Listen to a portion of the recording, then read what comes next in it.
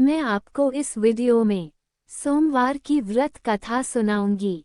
कृपया ध्यानपूर्वक सुने। एक समय की बात है, किसी नगर में एक साहूकार रहता था।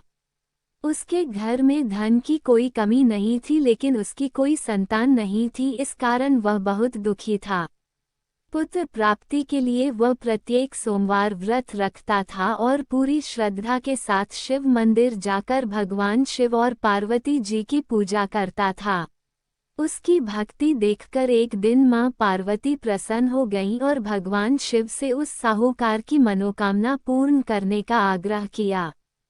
पार्वती जी की इच्छा सुनकर भगवान शिव ने कहा कि हे पार्वती, इस संसार में हर प्राणी को उसके कर्मों का फल मिलता है और जिसके भाग्य में जो हो उसे भोगना ही पड़ता है। लेकिन पार्वती जी ने साहूकार की भक्ति का मान रखने के लिए उसकी मनोकामना पूर्ण करने की इच्छा जताई। माता पार्वती के आग्रह पर शिवजी ने साहूकार को पुत्र प्राप्ति का वरदान तो दिया, लेकिन साथ ही यह भी कहा कि उसके बालक की आयु केवल 12 वर्ष होगी।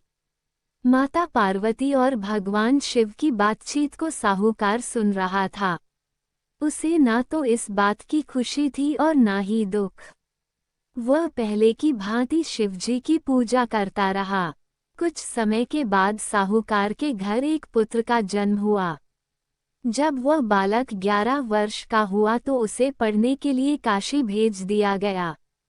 साहूकार ने पुत्र के मामा को बुलाकर उसे बहुत सारा धन दिया और कहा कि तुम इस बालक को काशी विद्या प्राप्ति के लिए ले जाओ और मार्ग में यज्ञ कराना।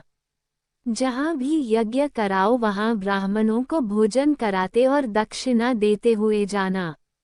दोनों मामा भांजे इसी तरह यज्ञ कराते और ब्राह्मणों को दान दक्षिणा देते काशी की ओर चल पड़े। रात में एक नगर पड़ा जहां नगर के राजा की कन्या का विवाह था। लेकिन जिस राजकुमार से उसका विवाह होने वाला था वह एक आंख से काना था। राजकुमार के पिता ने अपने पुत्र के काना होने की बात को छुपाने के लिए एक चाल सोची। साहूकार के पुत्र को देखकर उसके मन में एक विचार आया। उसने सोचा, क्यों न इस लड़के को दूल्हा बनाकर राजकुमारी से विवाह करा दूं।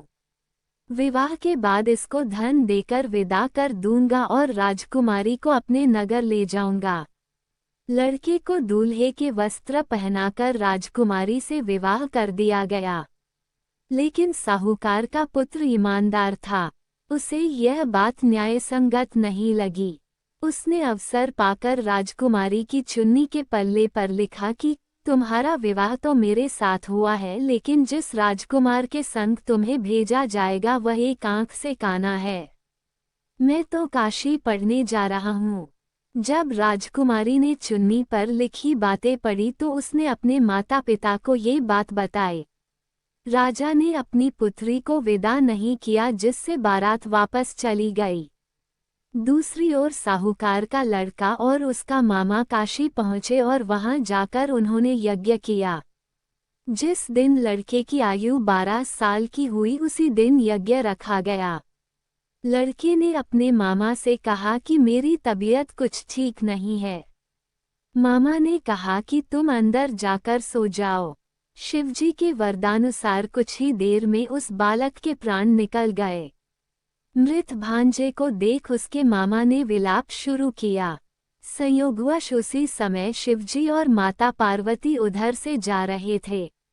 पार्वती ने भगवान से कहा, स्वामी, मुझे इसके रोने के स्वर सहन नहीं हो रहा। आप इस व्यक्ति के कष्ट को अवश्य दूर करें। जब शिवजी मृत बालक के समीप गए तो वह बोले कि यह उसी साहूकार का पुत्र है जिसे मैंने 12 वर्ष की आयु का वरदान दिया। अब इसकी आयु पूरी हो चुकी है। लेकिन मातृभाव से विभोर माता पार्वती ने कहा कि हे महादेव, आप इस बालक को और आयु देने की कृपा करें, अन्यथा इसके वियोग में इसके माता पिता भी तड़प तड़प कर मर जाएंगे।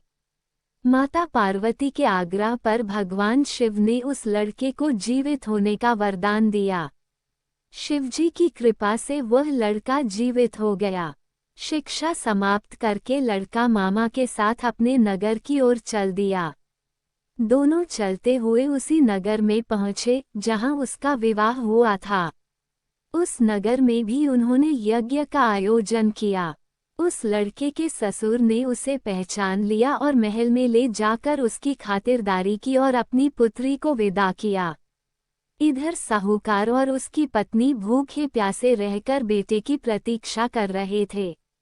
उन्होंने प्रण कर रखा था कि यदि उन्हें अपने बेटे की मृत्यु का समाचार मिला तो वह भी प्राण त्याग देंगे, परंतु अपने बेटे के जीवित होने का समाचार पाकर वह बेहद प्रसन्न हुए।